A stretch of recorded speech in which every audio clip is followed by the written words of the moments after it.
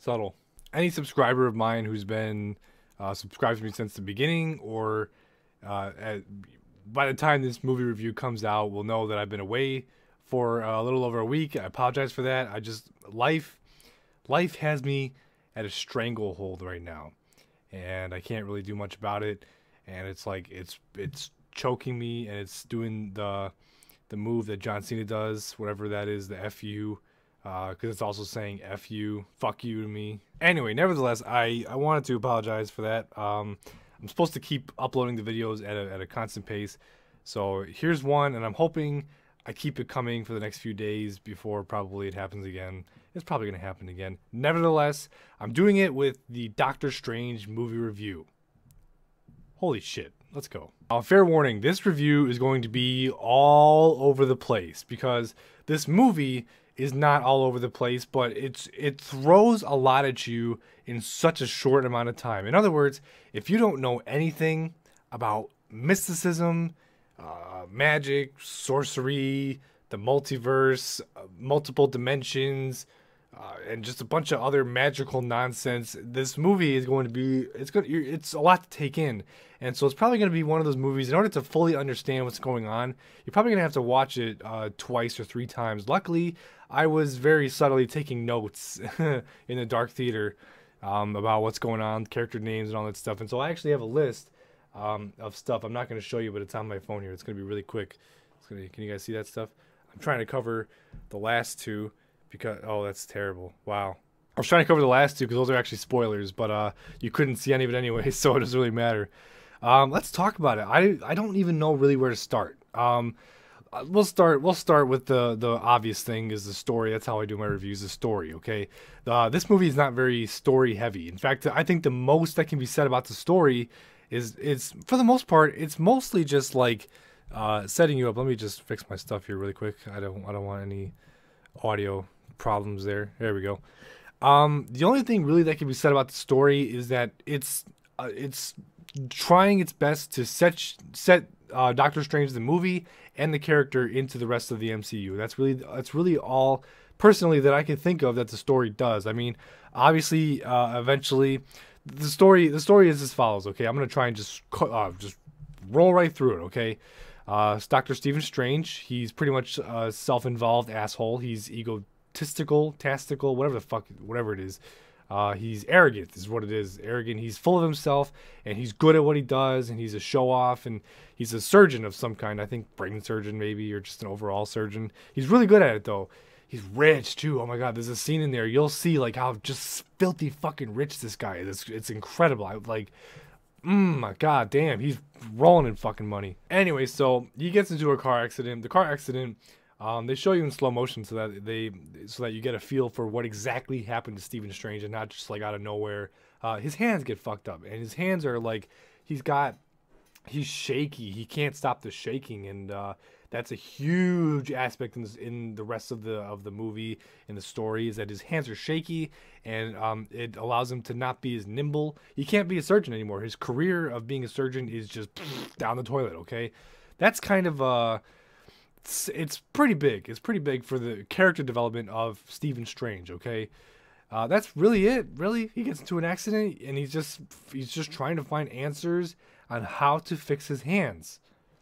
That takes him on a journey. That is the rest of the story, in which I will try my best to explain, but it's so damn hard because it's like, where the fuck do I even begin? You gotta look at your astrophysical form, man. You gotta channel your inner spirit, and that is when you'll find the way inside of your own soul, man. And that's the way that you're gonna stop all this shit right here, and that's the way that, you know, you can cruise through the dimensions, the different dimensions, the multiverse, man. And you know, that's what it's all about, man. I kid about that part, but it's the best way I could put it. It's not a physical thing. In other words, eventually, it's not a spoiler when I say this, but it's pretty much his hands are more of a metaphor than anything. They're not. He never fixes his hands in the movie. It's a metaphor for his personality. You know, this represents everything that he was. He was rich. He was good at what he did. In fact, he was the best at what he did. And on top of that, it's what he loved to do. He loved saving lives in such a way that's personable and likable. And you know, they don't really like celebrate it, I guess. I don't know. That was a weird thing that it was a weird thing that they talked about, is like we don't get an interview after every surgery. I don't know. It was a weird thing. But anyway, it's a metaphor for like his personality. At least in my opinion, it's a metaphor for his behavior before and after the magical teachings of the Ancient One. Let's talk about characters, okay? Before I go in even deeper than that, let me take a breath, cut the video.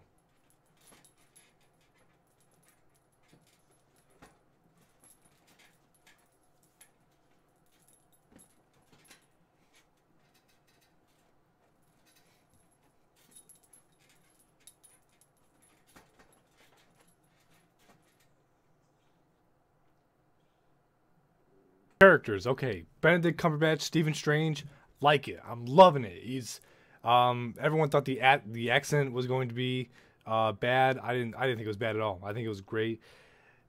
I mean, you know, Stephen Strange is I'm pretty sure in the comics he was personified as like an American dude, I think. I don't know. I mean, I don't think I would have hated the movie if Benedict would have done his regular accent. I don't think it would have killed the movie. But you know, either way, he sounded great, he looked great, and surprisingly, the movie was funny. Okay, now I'm gonna put this on the characters part, because Benedict Cumberbatch, he's pretty much a good chunk of the humor. I'd say a good majority of it. The movie was surprisingly funny. I was really actually surprised by how much humor was thrown into the movie. Granted, when I went to go see the movie, it was dead fucking empty in the theater, and so there was a couple of nerds laughing in there. No offense if you're a nerd and you know it. As long as you know you're a nerd, be proud of that, okay? But there was a couple of they were fucking goofy. They were goofy and they were laughing at like the worst jokes that they were in there. Yeah, I don't know. I think it would have been funnier if I was with a different crowd. That's all I'm trying to get at. Yeah, so Stephen Strange, Benedict Cumberbatch as Stephen Strange. I like that. It was really good. Rachel McAdams plays Christine something or other. I forgot. There's a lot of characters in here, and it's going to be. I had to write them down on the list that I showed at the beginning, because there was no way I was gonna remember the names of all these like mystical ancient characters, or like these weird named characters. There's no way. There's a lot of characters, and on top of that, they all have like some goofy ass names. Okay, Rachel McAdams, she didn't have a whole lot to do with the movie. She felt like she was kind of shoehorned in there, because they needed to like bring Strange down to like a human level, or he needed someone human to relate with. Otherwise, I mean, I didn't mind her. I don't think she killed the movie by any means, but I think she was kind of shoehorned in there for whatever reason. Who else is there? There's a lot of shit. Let me pull my list out here. Let's see here. The Ancient One. Whew, Jesus Christ, I have a lot of shit. The Ancient One is the bald lady who you saw in the trailers and in the movie clips and the promos and all that stuff. That's the bald lady that teaches Stephen Strange the way, you know, the whoa man, that she was good. She has a lot of metaphors in the movie. She just has a lot of metaphors. That's a lot of her teaching is metaphors. She was kind of an asshole at some points, but it was in good teaching. She was just trying to teach Stephen Strange how to use his magical shit, and it was all in good. It was not malicious in intent. Funny is what it was. I told you this review is going to be all over the place. Let's see. Next big character, Mordo. Mordo is the black guy in the trailer. I actually thought he was going to be the bad guy, just based on the way that he looked. Mordo is kind of I think he's one of the masters. There's sanctums. There's 3 different sanctums that are basically, they're like what do you want to call them? They're like bases of operations, I guess, that they kind of defend the multiverse from the spiritual threats or whatever they're called. There's one in Hong Kong, LA, New York. I don't know if Mordo is one of them. I don't even know if he's a master or the guardian as they call them. They call them masters, but they're basically guardians of these sanctums. I don't know what I'm trying to get at here. Mordo, cool character. kind of a smartass, but still like serious. I don't know what else to say. You have a character named Wong. Wong is kind of like, he's a juxtaposition to Stephen Strange, because Stephen Strange is usually considered a funny guy, and Wong can't laugh.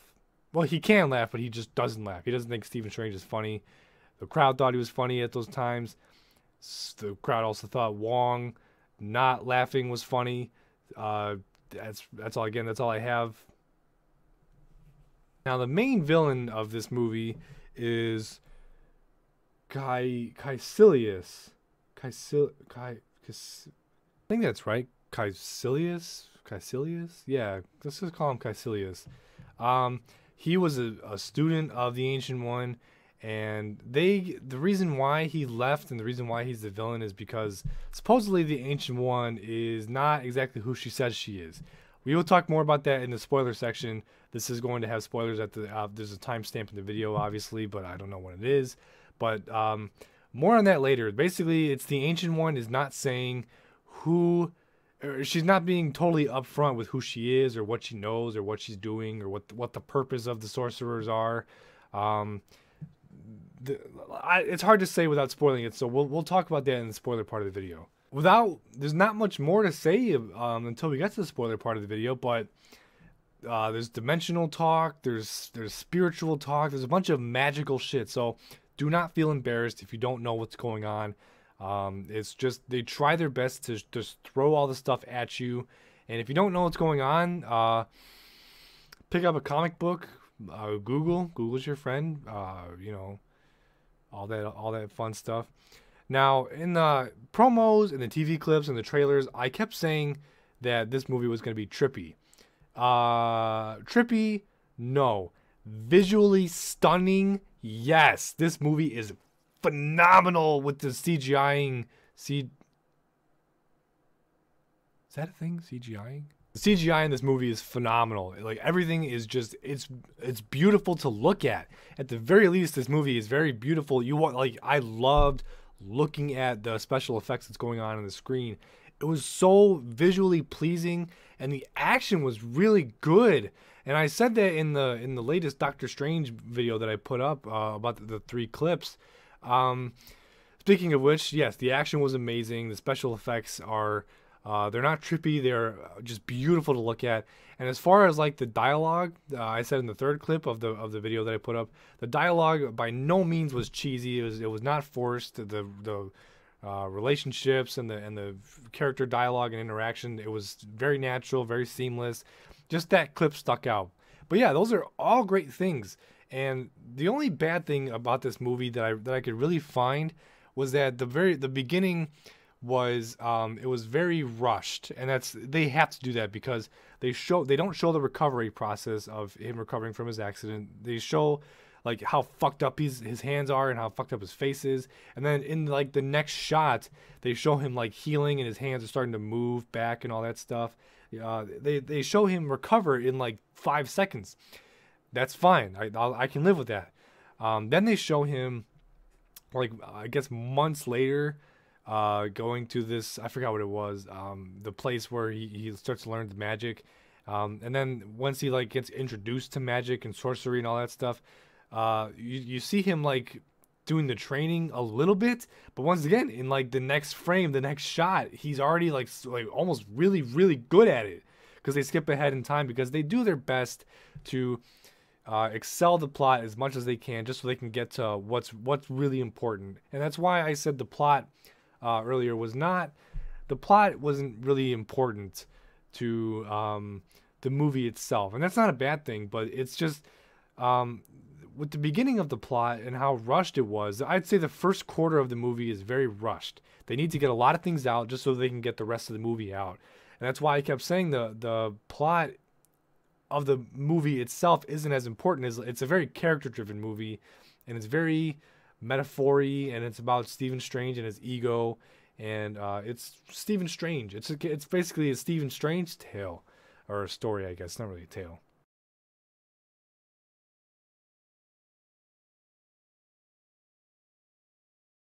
Okay, I'm gonna move into the spoiler part of the video. You have been warned, And plus, it's on the title. What are you not doing reading the title of the video? Anyway, there's talk about dimensions and the multiverse and all that fun stuff. The big thing that you hear the most, I would say, is the dark dimension. And the dark dimension is this place. And do I really need to explain what the dark dimension is? It's the goal of the dark dimension. What it wants to do, fuck shit up. You can't even talk about it, mention it, read about it, think about it. You can't do any of those things with it, and it's just awful place, and you can't do any of that shit, and it's hard to explain what exactly I'm going at here, because it's almost like the movie expects it to be self-explanatory. It's called the dark dimension. Like, how much more of a label? It's a label, a big ass label with king size Sharpie on it that just says evil. Long story short, the main villain, which his name is Caecilius, he draws power from the dark dimension, and he I should talk about the conflict between the Ancient One and Caecilius. Let's get into that a little bit. The main conflict is the Ancient One was not clear about where exactly she gets her age from, or where she gets her power from, because she's not being upfront with where she's old. She's really old, but she doesn't look old at all. And she's extremely powerful. She's very powerful in something called the mirror dimension, which I think is the second most mentioned dimension. And the Ancient One has this whole, her philosophy on life is it's beautiful because it ends. And it's not like time, I'm sorry, a world stuck out of time is not a world worth living in. It's definitely not a world worth saving, because then it kind of just makes immortality worthless. That's a very like rough paraphrasing of what it's going for. That's basically what it is that she thinks life is beautiful because it ends, and there's nothing left. There's nothing worth protecting if everyone was basically immortal or timeless, if no one was a part of time. Caecilius, on the other hand, wants immortality, but what he doesn't realize is that the dark dimension, it's called the dark dimension for a reason. It's immortality, but it's like the idea of hell. Okay, think about it. You will live forever in hell, suffering. Now, granted, Caecilius was right, because the Ancient One, as Mordo, he worships the Ancient One. Mordo absolutely worships her and thinks nothing negative of her. But then Stephen Strange finds out the power comes from the dark dimension, and that's why she's so powerful. And Mordo thinks this is atrocious. This is a nightmare. How could she lie to us? How could she not tell us about this? There's unfathomable, just dark energies and all this mystical, like I said, mumbo jumbo. If you don't get it, that's fine, but just negative energy, bad stuff. And how could your power derive from there? How could you be keeping your age? How can you basically be immortal and talk about life being sacred, being an end, you know? And I will say this, she does die. She dies in the movie, and then I think she kind of learns her lesson.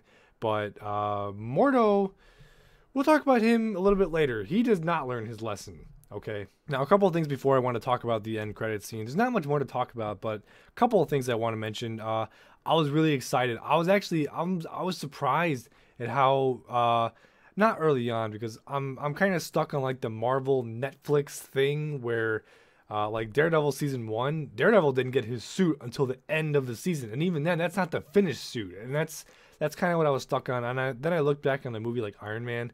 He gets the suit somewhere around halfway around the movie. So does Doctor Strange. And he goes like full-blown Doctor Strange. And there's 2 items in this movie that as a kid I remembered. And I'm going to butcher this. Probably not, but the Eye of Agamotto. That is... in the movie, at least, like I said, I don't know a whole lot about the comics of Doctor Strange. I really don't. But the movie describes the Eye of Agamotto. There's a lot of powers that it gives that we don't know about, and it's a master that you have to learn. And I'm assuming he's going to be a master of it by the end of probably his second movie or Infinity War or whatever movie he's in next. More on that later. The Eye of Agamotto and the Cloak of Levitation. I remember those two very, very clearly. I think it's Marvel Ultimate Alliance. I think I remember that. There's a part in that game. I missed that game, by the way. That you're in the Sanctorium. I forgot what it was called. Those two items. He gets those, and he's already in like his blue robes, and he has the Eye of Agamotto around his neck, and then the cloak in one of the fights against Caecilius, the cloak draws himself to it. They don't really explain how the cloak is drawn to Stephen Strange, but just out of nowhere, the cloak chose him, and the cloak has a mind of its own. And actually, there's a really funny, but like really like holy shit moment from the cloak. The cloak is basically like choking this dude out. The cloak like wraps itself around the guy's head, and it just starts like fucking tugging on the fucking guy's head. He's just tugging on him, and it's like, dude, oh my god, like.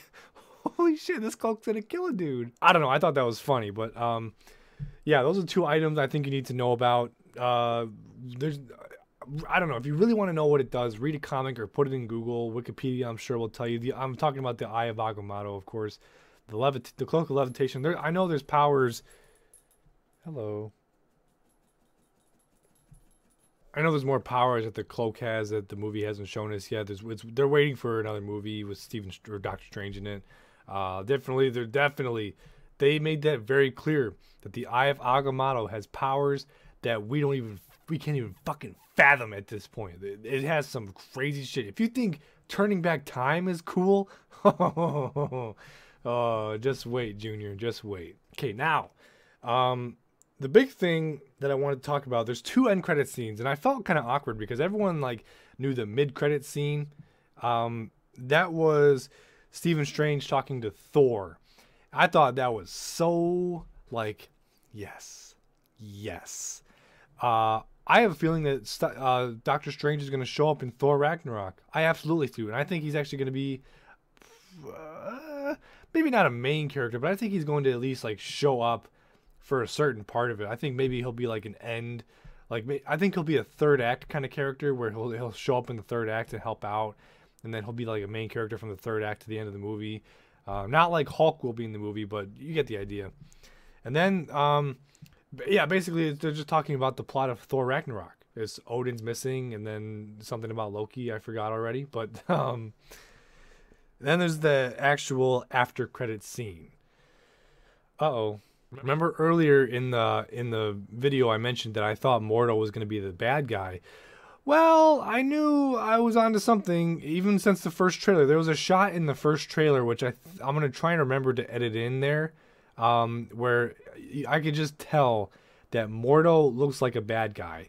And I think I don't remember if Mordo is actually in Marvel Ultimate Alliance, because Doctor Strange is a huge part of that game, and actually any knowledge that I had pre-existing the movie experience that I had tonight came from Marvel Ultimate Alliance. I haven't really like looked up Doctor Strange at all before this. I wanted the movie to be its own thing instead of the comic book movie. You know, I wanted the movie to be like its own experience, aside from the experience that I had from the game. I'm pretty sure Mordo is a villain in Marvel Ultimate Alliance. I'm 95% certain he is. He is a villain in there. I knew this sounded familiar. Baron Mordo. If any comic book nerds are out there, Baron Mordo is his name. I knew he sounded like a villain. He just happens to be white in the video game. So that's fine. Doesn't bother me. Yes, Baron, I don't know if he's going to get the full title Baron Mordo, but Mordo is, I think, they haven't announced shit for Doctor Strange 2. I don't think they will for probably another year and a half at the least. They got so much, Marvel has so much shit coming up. I don't even think they've even thought about giving Doctor Strange a sequel yet. They're probably working on so many different movies right now. But I think definitely if not in a Doctor Strange 2 movie, then he's going to be some kind of antagonist in maybe Avengers Infinity War. It'd be kind of lame though, because Baron, I think I want to call him Baron Mordo, but just Mordo, I think he's probably deserving of his own movie, to be the villain of the next Doctor Strange movie. I don't think he would be. he's not appropriate to kind of put backseat to, like, for example, Thanos. You know what I mean? Nevertheless, I think his motivation it's okay. It's debatable. I mean, his motivation kind of felt like shoehorned. You know, we didn't know things about the Ancient One, so you know, I'm a bad guy now. That's kind of what it felt like to me about not knowing about the dark dimension. I don't know. I thought it was kind of shoehorned, but they at the end there's another villain, kind of more like a being, Dormammu. Dormammu is like this being. He's like the being that is the dark dimension, or he runs the dark dimension, or whatever it is.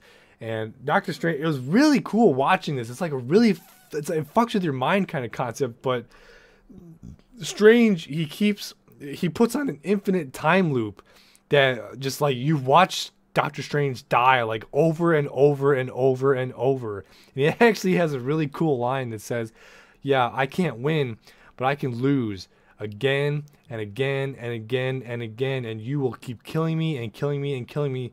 So I am not your prisoner, you are my prisoner." And I was like, oh fuck yeah, this movie's fucking awesome. That was really cool. Overall, I said it before in my movie clips, the movie clips that I reacted to. I said it before, I'll say it again. This movie, I did not expect it to be as fucking awesome as it was.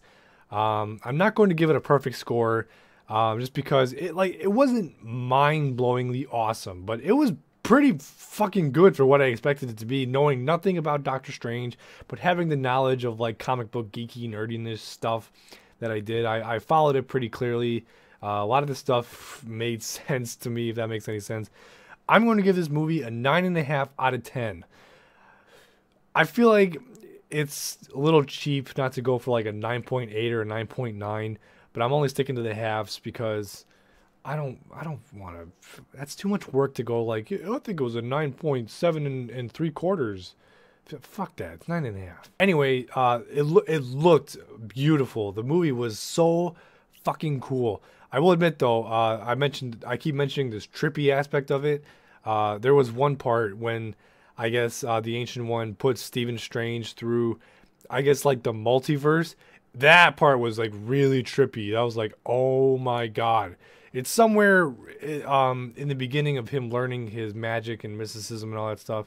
You'll know exactly what scene I'm talking about. It's really cool. Trippy, but cool nevertheless. It looked beautiful. It only had one trippy scene. That's okay. The plot, like I said, I think the plot maybe its second biggest downfall, because it's not, the plot is there, but I think mostly the plot is just there to give us the character. But the plot also introduces the character and the movie into the rest of the MCU, which is fine because it was good enough for its own movie. It was good enough. It's now a part of the MCU, which is even better, but I think the plot was good enough. It was self-contained. It was small, but huge at the same time. The characters, definitely, it's a character-driven movie. It's mostly about Stephen. It's like a Stephen Strange story. I loved it. And the pacing at the beginning, painful a little bit, but necessary in order to get the movie's plot out. It had to be fast. It had to be.